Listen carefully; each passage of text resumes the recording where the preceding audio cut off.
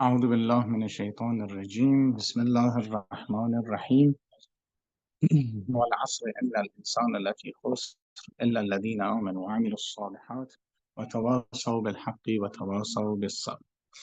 Assalamu alaikum wa rahmatullah, and welcome to another session of the reflection on principles. So basically we're going to wrap up the two concepts, basically the oneness of Allah and Tawheed, and then the Adl, that Allah is just. So in some religions, we question the justice of Allah. Is their religion just or not? So, for example, the Christians would say, if you believe in Jesus, that's it. You're all set and you're going to go enter heaven. The Jews say, if you're Jewish, because we're chosen people, you're going to heaven. And we have Muslims who are extremists, and they say only and only as Muslims will go to heaven. In Islam, we don't believe in pluralism, which means accepting multiple religions at the same time. So if we are asked, which religion is the true religion and will help you in salvation, our answer is Islam. But then you say, well, there's an ayah in Quran that says, إن الذين آمنوا والذين هادوا والنصارى والصابئين ومن آمن بالله واليوم الآخر, that there are some people who are believers, the Jews, the Christians, and the Sabians, and whoever believed in Allah and hereafter, there is no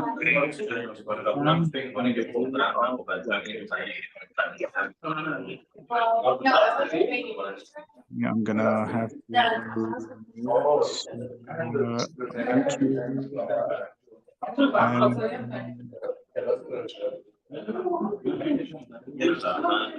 I'm sorry.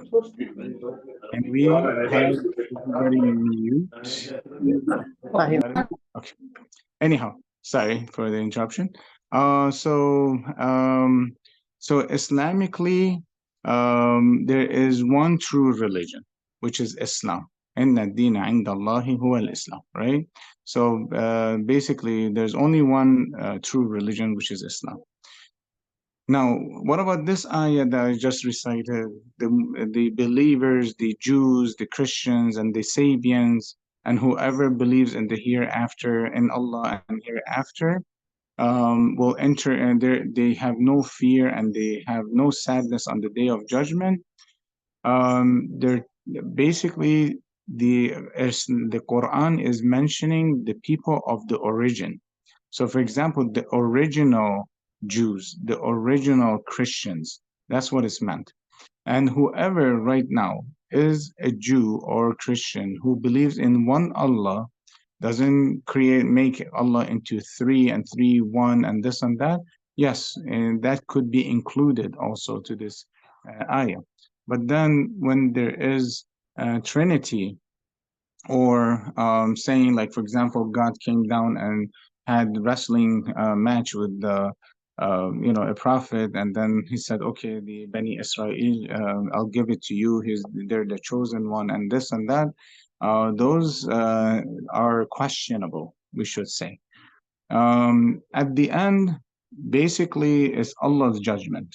It's Allah's judgment. So we're not here judging people to say if somebody's going to go hell or heaven. Bottom line, Allah is the judge. And He will do justice based on people, where they're born, the experiences they have received, the information they have received, and all that. And He puts it all together and will pass the judgment if somebody is going to go to heaven or hell. But for the sake of argument, that which religion is the true religion, we say yes, it is Islam. and it is the 12 Imamate Islam we're talking about, the Shia 12 Imamate. And if somebody says, "Oh, that's a little bit extreme," whatever. No, I mean we can argue. We can basically get into a discussion and tell us what you have to offer, and we tell you what we have to offer, and then we're going to convince you to say, "Yeah, that is true. Islam is the basically the fullest, the most comprehensive religion to follow." Okay.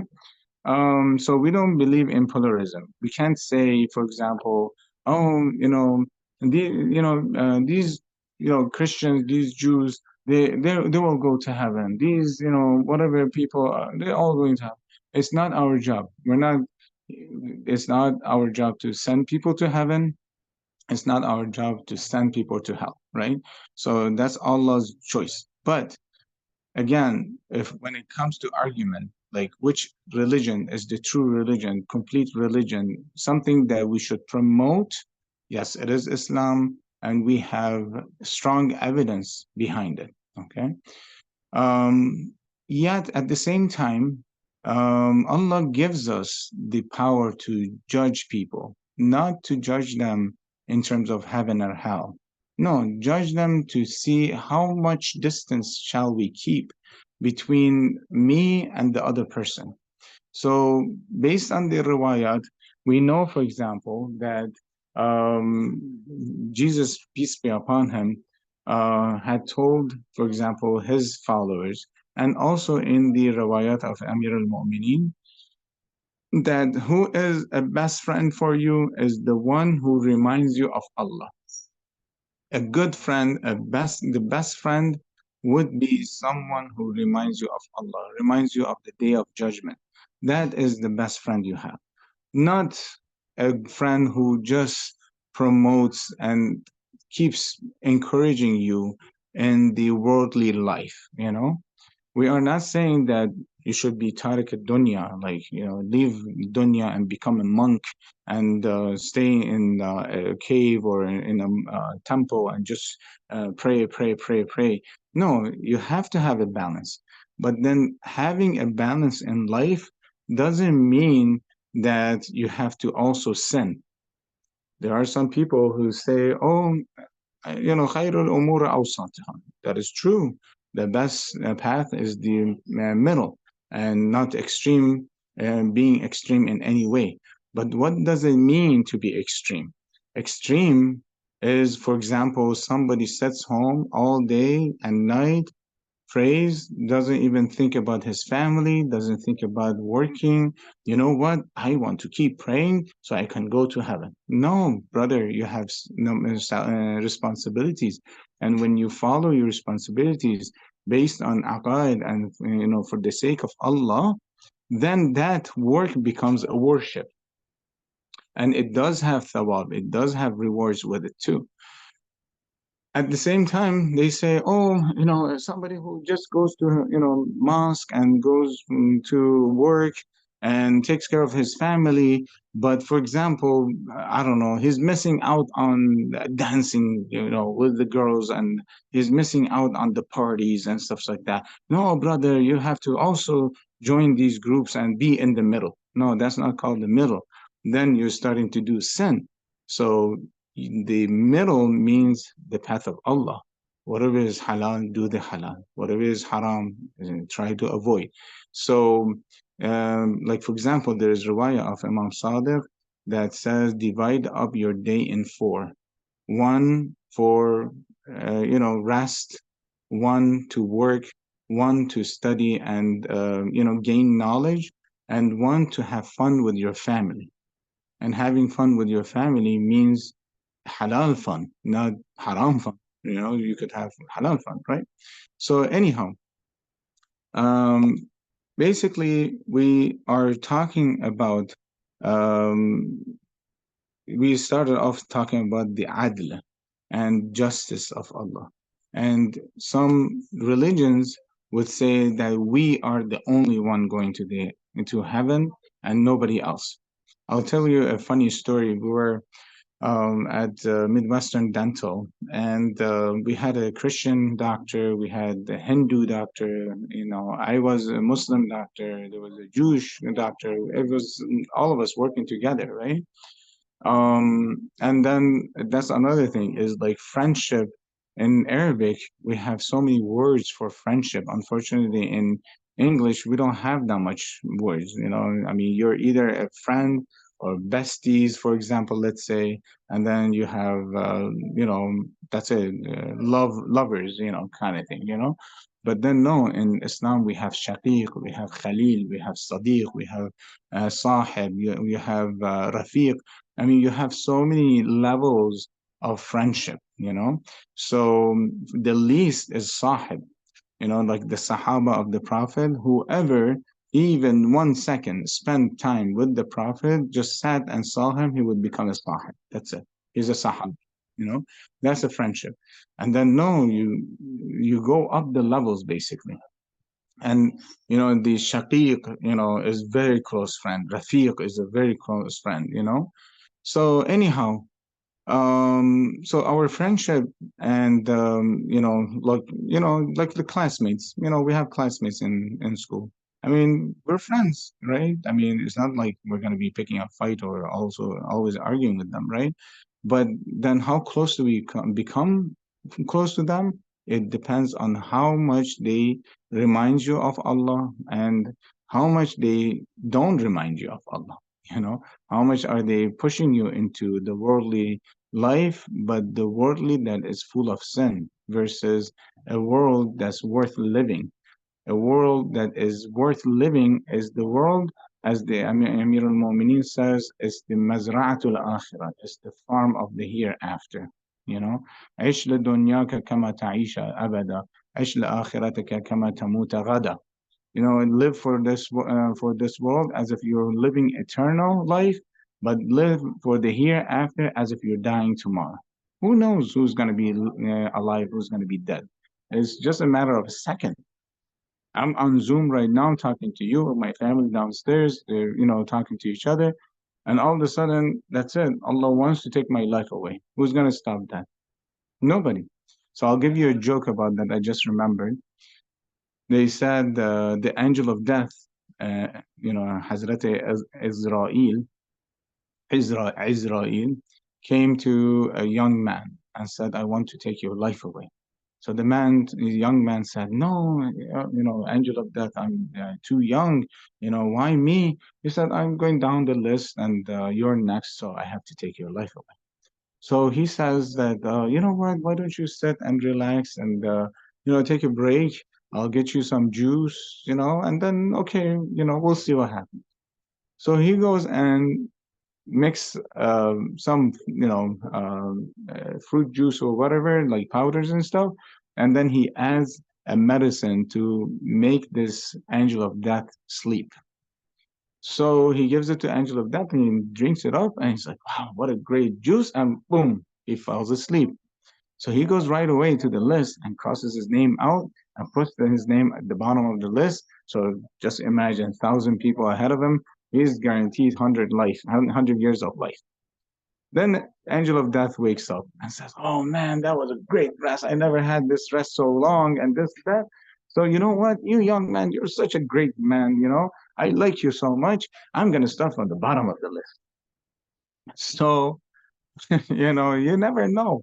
You never know how long you're going to live when it's your time, But anyhow, so let's go back to the talk that we had is that, yeah, we were at Midwestern Dental and the Christian doctor, he said, we were talking and all that.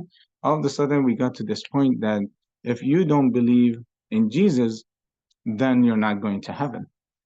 So I said, in that case, is Dr. So-and-so who's Hindu, is he going to hell? He said, yes. Very blunt and straight answer. Yes, he's going to hell. The Indian Hindu doctor, he said, what did I do wrong? That's exactly what is going to happen to us on the day of judgment, is that when Allah passes a judgment on us, which I actually would say Allah, based on some ayat and riwayat, that we judge ourselves. We're going to go to the hereafter and we will see the 100% truth. In this world, what you're seeing, some of it is illusion, some of it is not real, right? The reality is the unseen, actually. Okay, so we will see that ayn al yaqeen, that we will, uh, we will receive haqq al yaqeen, ayn al yaqeen, and then there's another level. Can't remember it right now, the word, but basically the comparison in the yaqeen and reaching that certainty is that, for example, if I tell you there's a fire, we all can imagine that there's a fire. And then when we walk toward a mountain and we see smoke, we see a sign of the smoke and we say there is a fire. So we have more certainty that the fire exists. And then when you go there and see the fire and actually feel the heat, that's when Ainul Yaqeen is. So in the hereafter, that's Ainul Yaqeen. We're gonna see everything, right? So anyhow, and then we will be asking, Ya Allah, if you're putting me in heaven or hell, what did I do? Right? Why did I end up here?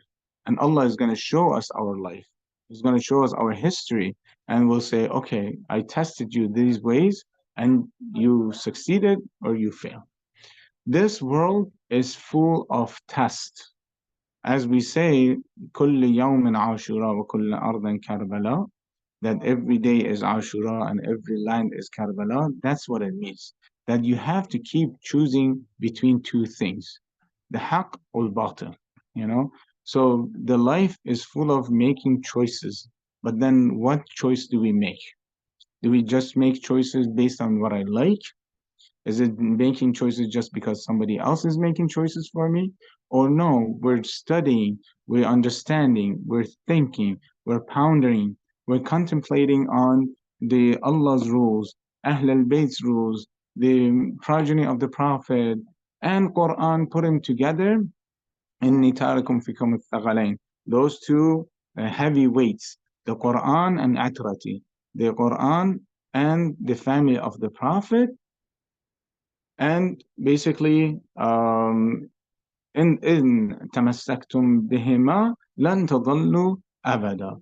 That if you grasp and hold on to these two, the Quran and the family of the Prophet, you would never go straight.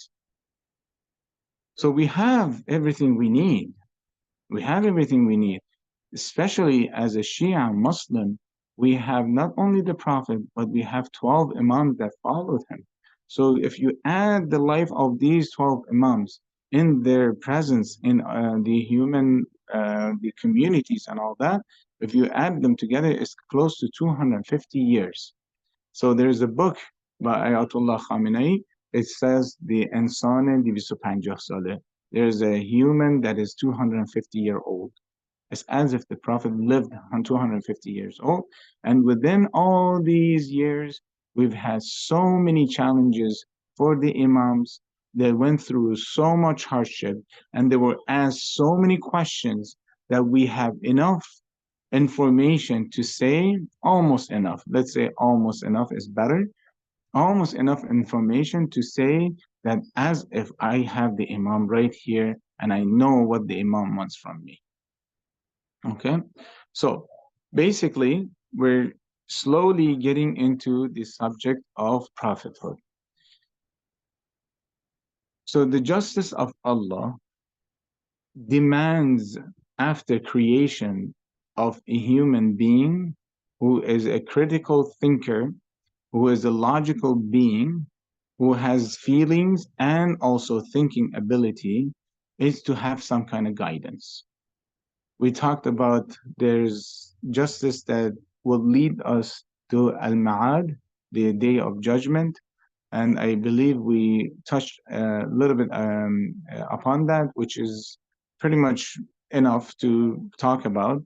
I mean, anything beyond it is not about the principle, is more about the details that if we accept Islam as a wholesome religion, then we can go into details. Like, for example, what I mean, we know that as a concept, as a principle, that there has to be a day of judgment, and then there has to be heaven and hell. We talked about that, where the punishment for someone, for example, killing one person, just being dead is not enough. The capital punishment for a person who is a murderer is not enough, be it he's killing hundreds of people, right? So that one person who killed one person, it's interesting. It's funny, like, because we had that argument in back in the university when I used to go. We had three Christian, two Christians and me. One was a Baptist, one was a Mormon, and it was me. So I started the question. I said, let's talk about justice of Allah. And he said, okay. I said, I believe in Jesus the way you do, for example, as an example. Do we always go to heaven together? He's like, yes, we both go to heaven. I said, how does it work? He said, well, God will be the judge, and then Jesus will be standing next to him. And as you enter, even though you're full of sin, Jesus will say, oh God, please forgive this person. He is one of me, for example. And God says, okay, you're forgiven, and you enter heaven. I said, let me put it in perspective and reality. Number one, if I get a ticket, my father at least yells at me. So that's one type of punishment. He won't just let it go. Okay. But let's say if he lets it go, let's say I and you believe in Jesus the way you believe. Let's say you murder me. And do we both go to heaven? He said, yes. I said, I don't want to be in the same heaven as you are entering. He's like, what do you mean? I said, well, once you killed me, I'm so young. I was planning to get married. I was planning to have kids. I was studying, finishing school. I had family who loved me, all these loved ones who are attached to me. I mean, you took the right of all of us away, and you want me to come to the same heaven that you will be? You see, that's easy, simple argument. You don't have to argue that much, right? It's principle, basically, you know? And then you have the Mormon. The Mormon said, no, as Christians, when we do a sin, we go basically the first level of hell. If we repeat the same sin, we go to the bottom of the hell, and that's it. We'll stay there, you know? So you see that there is an idea of punishment there, okay? In Islam, what do we believe in the Ma'ad or the Day of Judgment? We believe, first of all, when we pass away, there is a stage called Barzakh. That Barzakh is a temporary life stage between death and the Day of Judgment. Some people, they reach their heaven or they reach their hell right at the death, at the time of death. They have to be either really, really good people that they get to heaven right straight, or they are super bad and they basically get judged right away and they go to hell, and their hell starts in their grave. But for most of us, we have barzakh, inshallah. But then the life of barzakh is not an easy life. It's basically whatever we have in this world is going to follow us in the hereafter. So it's the a'mal that comes with us. So the pain that we feel is greater than the pain we feel here. The happiness we feel is greater than the happiness we feel here. They say the comparison between the feelings and the capacity, the vast area of that place that we're going to go and basically from this world to hereafter is the same ratio as your mother womb. So when we're in the mother womb, it's a limited area to basically for us, right? So it's just the size of our uh, basically fetus, right? Our hands we cannot use, our feet we cannot use, our eyes and ears we cannot use. But we do have some senses. Like, for example, we can hear a little bit, not clearly, but we do hear some. We may see some light, but it's not going to be perfect vision, right? We have feelings, we can feel cold or hot and all that in the mother's womb. But then once we are born, then it's much bigger world, right? So we can use our hands, we can use our feet, and slowly we see more, we can hear more. And that's why a child, when they're born, the change of environment makes the baby cry. All of a sudden, sounds are louder, the light is too much, the coldness and temperature, he can sense it more. So he's crying. Who's touching me? And he starts crying. So the change from the mother's womb into this world makes babies cry.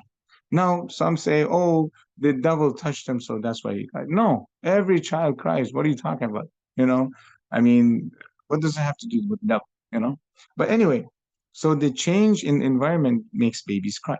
So for us who will be going to the hereafter, most of us, inshallah, not you guys, inshallah, not me, but most of us have the pain of departing this world. Okay? Departing this world is a pain, just like that child crying coming to this world. We're going to be crying going to the hereafter. It's a pain of transition. But who cries less? Who cries less is based on what Amir al-Mu'mineen says. Mutu qabla an tamutu. Die before you die. What does it mean? Means reach certainty before you die. Means to reach that high level of ma'rifah and understanding that you can see heaven and hell right here. You can see the bad effects of sin in this world, the good effects of good deeds in this world. So what happens? So you're so used to trying to distinguish between good and evil and seeing the bad side of the evil and the good side of the good deeds, that when you enter the next world, it's all the same. It's like I've known these things, I've seen these things, and I practice these things. So you know what? I'm ready for the hereafter world. We have so many people who say, for example, I'm not afraid of dying. Why? It could be two ways. Number one, me, I'm talking about me. If I do say that, it's from my ignorance. I don't know what's gonna happen. Yeah, I'm not afraid of driving, for example, in the middle of desert. I'm not afraid because I drive, and yeah, we're gonna be in the middle of desert. We'll be fine. What's the big deal, right?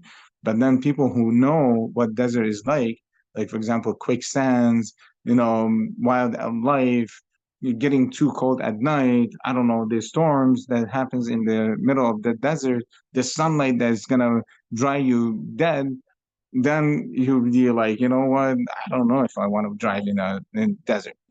So either I'm so ignorant that I'm not worried about death, and then I'm gonna wake up once I die, or I have so much wisdom and so much ma'rifah, so much I know so much about the hereafter and how to deal with this life that I feel confident to leave this world.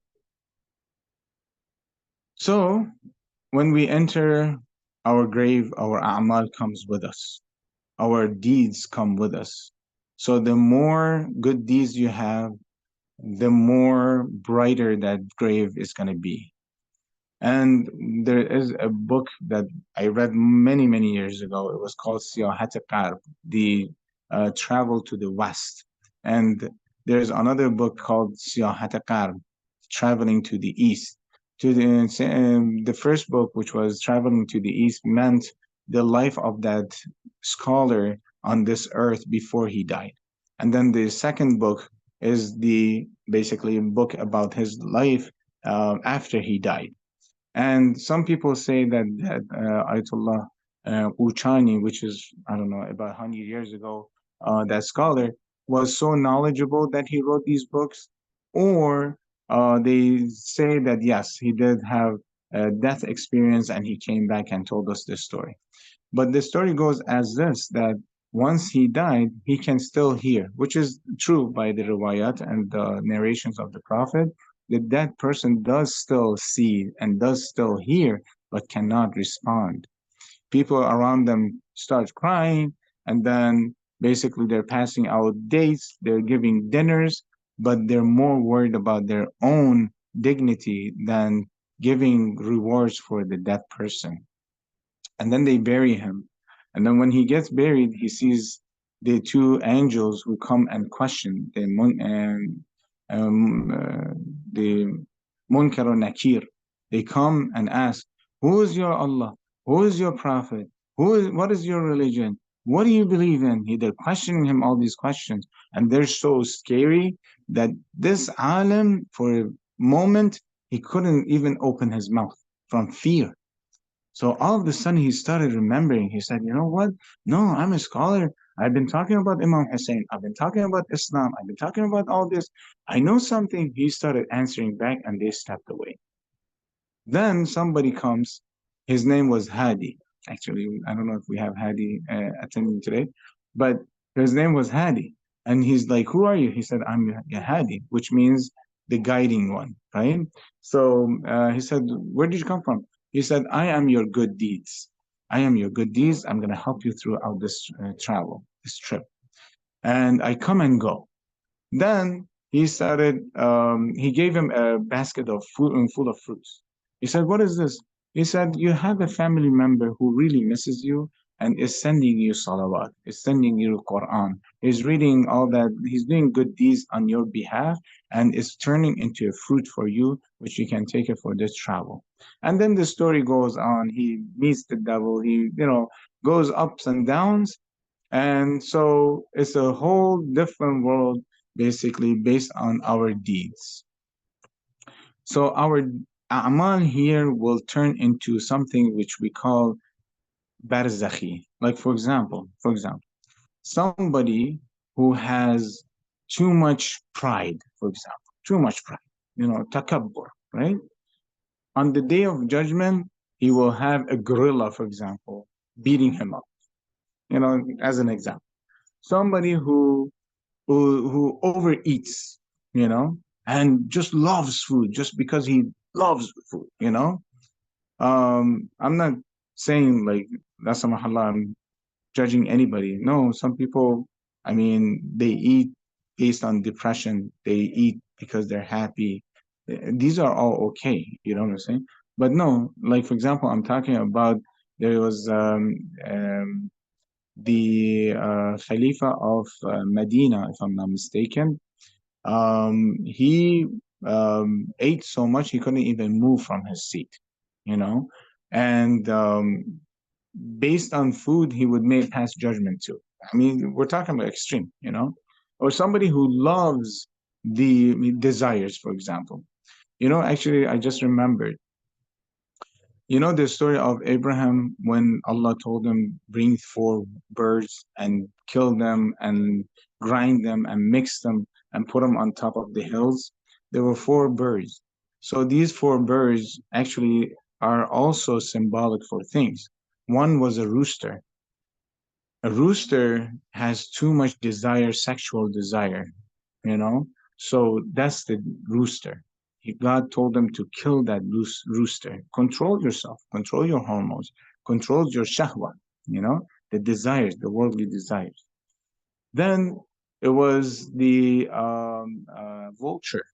The vulture is someone who's opportunistic and doesn't care about anybody else's benefit, doesn't care about anything but opportunities, and feeds off dead people. Then there was the peacock. The peacock is full of pride, so much. Oh, I'm the best. I'm better than anybody. Nobody's as good as me, and this and that. So it has a lot of pride. You have to kill that. And then it was the duck. The duck is feeding off like bad food, feeding off, still water and just whatever it finds, it doesn't care about what it's eating. Actually, it's makruh to have duck food, for example. It's not really recommended because the food that it eats. And God told them to basically kill these birds and put them on the top hills and call them back here. They will come back to you. So basically, there is a barzakhi picture or metaphoric thing for the deeds that we do. And we will see it in the hereafter. Well, maybe they're just saying it to us this way so we can comprehend and can kind of relate to it. And it could be something better or worse, like for example, Imam Khomeini in one of his books, that's 40 Hadith, he says that on the day of judgment, everything is times 10, times 100, times 1,000. Okay. So, for example, when they say you go to heaven and there's rivers of honey, rivers of milk, the trees are full of fruits and stuff like that, which most definitely is true because there's a physical world out there for us. But our physical world and our feelings are going to be definitely different. You don't get tired, you don't get bored, and you don't get tired of having something over and over. For example, the fruits and the chicken and whatever it is. So, but then he said, even let's assume that there's no physical world, but the regret that we will feel is going to be 1,000 more. You see how we feel regret sometimes and we feel sorry that something happened. I wish I didn't do this. I wish I didn't break somebody's heart. I wish I didn't lie. I wish I didn't do this and that. It's going to be I wish times 100 when on the day of judgment. So then once we are through barzakh, and it's not time affected. So, because when we read the ayat al Quran, we are asked, like, how long have you been in barzakh? How long have you lived in this world? How long have you been dead? We would say yawmun aw ba'da yawm, a day or maybe 2 days, or a couple days. It shows that time doesn't even counts, doesn't it's not time dependent. You cannot even feel time, but time passes that by so fast that you can't even count, right? So anyhow, and then on the day of judgment, what happens? Yes, we're all right, and nobody can speak but Allah. You may hear a little bit of whisper, but nobody can speak. Everybody's like quiet. Allah is passing judgment and all that. And then our a'mal is shown to us, the good deeds, the bad deeds, and we are also, this is the most important thing, we are shown what we could have been in this world. That is the most regret. Hashim, you wasted your time, for example, I don't know, getting indulged with some worldly thing, whether halal or not. You could have read this book, for example. You could have prayed this thing. You could have, earned more, for example, money. We're not talking only prayers, right? We don't want to become extremists here. You could have worked a little bit more, earned more money, and paid more sadaqah, for example. You could have helped somebody else's life, and then you could have been in this level of heaven, 7 levels of heaven, and Hashim is in the basement next to the furnace. So it could happen, right? So, and then you regret, I could have been that, right? So we are shown, and we will be told, like, for example, you did the ghiba, you talked behind this person, backbited, all the good deeds from basically your package goes all the way to that person you made ghiba about, you backbite about. And that other person who says, I didn't have all this good deed. Where did it come from? Oh, Hashem made, he backbited you. So, we took his good amal and gave it to you, you know. Things like that happen. Worse than this is the shafa'ah. The shafa'ah that basically when we go in the hereafter and the prophet or the imams, they can come and help us on the day of judgment. Ask Allah to forgive us. Sometimes doesn't apply to us. Why? Because, for example, we were very light on our prayers. We didn't care about prayers. Whenever it happened, I woke up for salat. I didn't wake up for salat. I prayed it qada. I didn't pray it qada. Did I pray it well? I didn't pray it well. So we take it too easy. Wailun لكل what is it? Um, the that ayah of Quran that says الذين هم عن صلاتهم ساهون, and basically Allah warns those people who take their prayers so lightly, right? There's a riwayah of Imam Ali that says we cannot do shafa'ah for some of our Shia for at least 500 years, and 500 years of the hereafter is like times 1,000 because that person didn't pray. Or like, for example, Imam Sadiq says that our shafa'ah would not apply to somebody who took his prayer lightly. Not even, he didn't say didn't pray, but no, took his prayer lightly. So we got to watch out for all these. This world is world of test and examination. We're being tested. Are you going to go by your desire? Or are you going to go with what Allah wants? Are you gonna basically go with haq, or you're gonna go with batil? Are you gonna have fear to defend the haq, or you're gonna be having fear and you basically withdraw?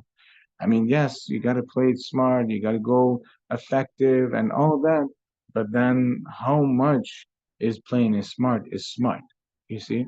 So we are being tested every day, every moment. You see something walking in front of you. First glance, Imam Ali says it's okay. But how long is that first glance going to last, right? What are you going to do after the first glance? Are you going to do istighfar or not? Brothers, sisters, we can become ma'sum. We can become infallible, okay? Which means that we can stay away from sin and become infallible. The Imams, later on, we'll talk about it, but they had two things. They were basically sinless, and they were perfect in a way that they did not do any mistakes. So both things. But we can be sinless. We can strive and work to become sinless. But in terms of making mistakes, yes, we're prone to make mistakes. And what does it mean to be sinless? What does it mean to be infallible? Imam Sajjad Zain al-Abidin says, he was walking with one of his friends. He said, infallible means, you see that trash that they were walking by the meat market, and there was, a butcher cutting up meat, and he was throwing the trash, the junk meat into a trash. He said, you see that trash of meat? He said, yeah. He said, you see the bugs and everything on it? Yeah. He says, would you eat that? He said, no. He said, will you later eat that? Would you ever eat that? No, I would not. Have you ever thought about eating it? No, I haven't. He said, you are infallible in terms of eating trash meat. So sin could be that. Like, for example, murder. Murder, we're ma'soom from being a murderer, right? We never thought about murdering anybody. We never done murder, and we will not do murder. We don't see ourselves doing murder at all. So in that term, we are ma'soom. And you could go step by step and become ma'soom in every basically ruling and Allah's order. Right now is 10 minutes to 9. I'm going to end this with, hopefully this would be the end of Ma'ad. So we talked about the oneness of Allah. We talked about adl and justice, which from the adl and justice of Allah, we are led that we have to have day of judgment. We have to have heaven and hell. So that's Ma'ad, going back. Ma'ad comes from the word awda, right? You're going back to. So we're going to go back to Allah, and it's going to be judged, and we're going to have heaven and hell. And then later we'll talk about, well, if we're going to be sent to heaven and hell, then we need guidance. As we talked in the middle of this lecture or this talk, basically we need guidance. So it wouldn't be fair if we are just thrown into hell just because we didn't know how to act, what to do, and what not to do. So Allah is just, so He will send for all of us some kind of messenger, even today. And inshallah, we'll talk about it later more. So I'm going to end this video. And if there is any questions, I'll be more than glad to answer.